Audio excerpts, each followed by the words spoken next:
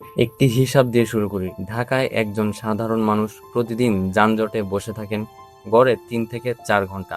বছরে 365 দিন, প্রতিদিন 4 ঘন্টা, মানে বছরে 1500 ঘন্টা, মানে বছরে প্রায় 62 দিন শুধু যানজটে বসে।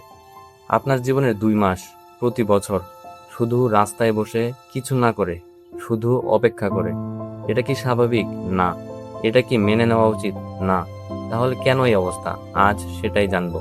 ঢাকার যানজট শুধু একটি যোগাযোগ সমস্যা নয়, এটি একটি অর্থনৈতিক সমস্যা, একটি স্বাস্থ্য সমস্যা, মানবিক সমস্যা। এই সমস্যার শিকড় অনেক গভীরে। ঢাকার যানজটের ম্যাপ। ঢাকায় গড় যানবাহনের গতিবেগ ঘন্টায় মাত্র 7 কিলোমিটার। একজন মানুষ হাঁটলেও এর চেয়ে দ্রুত যেতে পারেন। 2007 সালে ঢাকার গড় গতিবেগ ছিল ঘন্টায় 21 কিলোমিটার। মাত্র 15 বছরে তা কমে হয়েছে 7 কিলোমিটার। এই গতিতে কমছে, এটি কি ভয়ঙ্কর নয়? বিশ্বব্যাংকের হিসাব অনুযায়ী ঢাকার যানজটে প্রতি বছর অর্থনৈতিক ক্ষতি হয় প্রায় 3 লক্ষ কোটি টাকা। এই টাকায় বাংলাদেশের অনেকগুলো উন্নয়ন করা সম্ভব হতো। ঢাকায় নিবন্ধিত যানবাহনের সংখ্যা প্রায় 40 লক্ষ, কিন্তু ঢাকার রাস্তার মোট দৈর্ঘ্য মাত্র 3000 কিলোমিটার। এই রাস্তায় 40 লক্ষ গাড়ি, হিসাবটা মেলে না। একটি আধুনিক শহরে মোট আয়তনের কমপক্ষে 25% রাস্তার জন্য বরাদ্দ থাকে। ঢাকায় রাস্তার পরিমাণ মাত্র 8%, 3 গুণ কম। প্রতিদিন ঢাকায় নতুন গাড়ি নামে গড়ে 300 থেকে 400টি, কিন্তু নতুন রাস্তা হয় না বললেই চলে। এই অসমতাই যানজটের মূল কারণ। কিন্তু শুধু গাড়ি আর রাস্তার সমস্যা নয়, যানজটের পেছনে আছে আরো গভীর কারণ। সেগুলো না বুঝলে সমাধান সম্ভব নয়। প্রথম কারণ, অপরিকল্পিত নগরায়ন। ঢাকা এত দ্রুত বেড়েছে যে পরিকল্পনা করার সুযোগ ছিল না, বা পরিকল্পনা করা হলেও বাস্তবায়ন হয়নি। দ্বিতীয় কারণ, অতিকেন্দ্রীকরণ। বাংলাদেশের সবকিছু ঢাকায়। সরকারি অফিস, বড় হাসপাতাল, ভালো বিশ্ববিদ্যালয়, বড় কোম্পানি, সবই ঢাকায়। তাই সবাই ঢাকায় আসতে বাধ্য। তৃতীয় কারণ, গণপরিবহনের দুর্দশা। ঢাকার বাসগুলো পুরনো, অনিয়মিত, গন্তব্য নির্দিষ্ট নয়।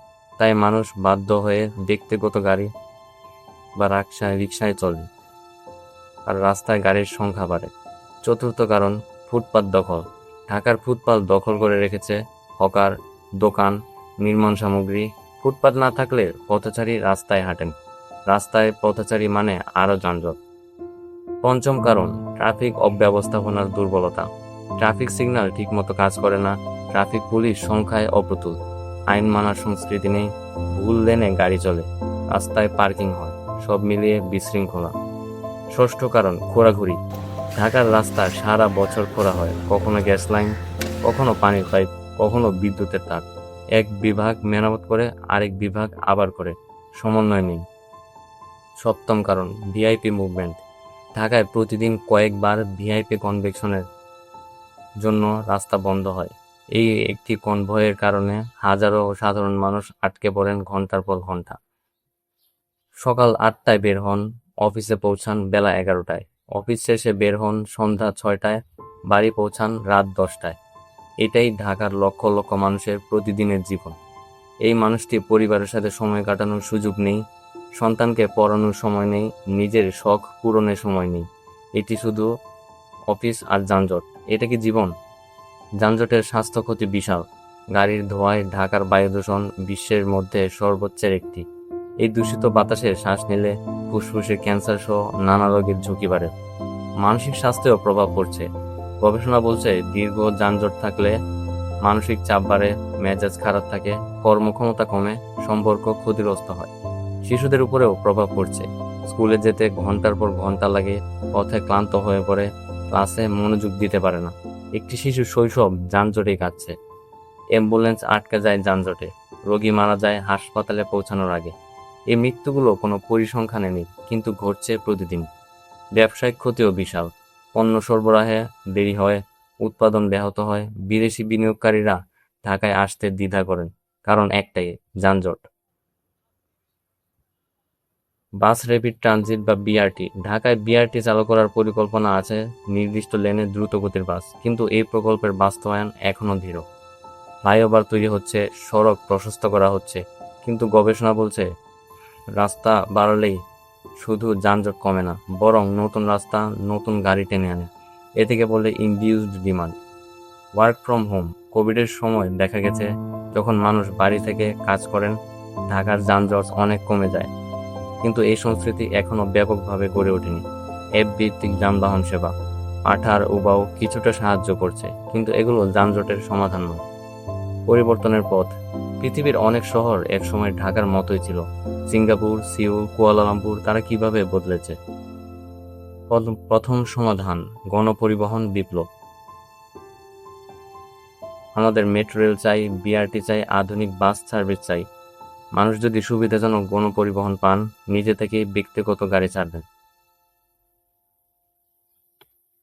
পার্কিং নীতি। ঢাকায় যত্রতত্র পার্কিং বন্ধ করতে হবে, পার্কিং ফি বাড়াতে হবে, বহুতল পার্কিং ভবন তৈরি করতে হবে।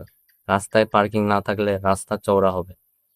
Cycle lane. ঢাকায় সাইকেল চালানো এখন অত্যন্ত বিপজ্জনক। নিরাপদ সাইকেল লেন তৈরি করলে অনেক মানুষ সাইকেল যাবেন, যানজট কমবে, দূষণ কমবে, স্বাস্থ্য ভালো থাকবে। ট্রাফিক আইন প্রয়োগ। ঢাকায় ট্রাফিক আইন আছে, কিন্তু মানা হয় না। কঠোর আইন প্রয়োগ, দুর্নীতিমুক্ত traffic police, smart signal system এগুলো বাস্তবায়ন করলে যানজট অনেকটাই কমবে। আমাদের মানসিকতা। ঢাকার যানজটের জন্য শুধু সরকার দায়ী নয়, আমরাও দায়ী। ভুল জায়গায় গাড়ি পার্ক করি, সিগন্যাল ভাঙি, ফুটপাতে দোকান দিই। নিজেদেরকে বদলাতে হবে। ঢাকা বদলানো সম্ভব, কিন্তু সহজ নয়। দীর্ঘমেয়াদী পরিকল্পনা দরকার, রাজনৈতিক সদিচ্ছা দরকার, আর দরকার আমাদের সবার সম্মিলিত প্রচেষ্টা। ঢাকার যানজটে আপনি কত ঘন্টা হারান প্রতিদিন? সেই সময় দিয়ে কি করতে পারতেন একটু ভাবুন। একটি শহরের মূল্য তার গগনচুম্বী ভবনে নয়, আর তার মানুষের জীবন মানে। এই যানজট কমানো সম্ভব, কিন্তু সেটা হবে না যদি আমরা চুপ করে থাকি। দাবি জানাতে হবে, সচেতন হতে হবে, নিজেরাও বদলাতে হবে।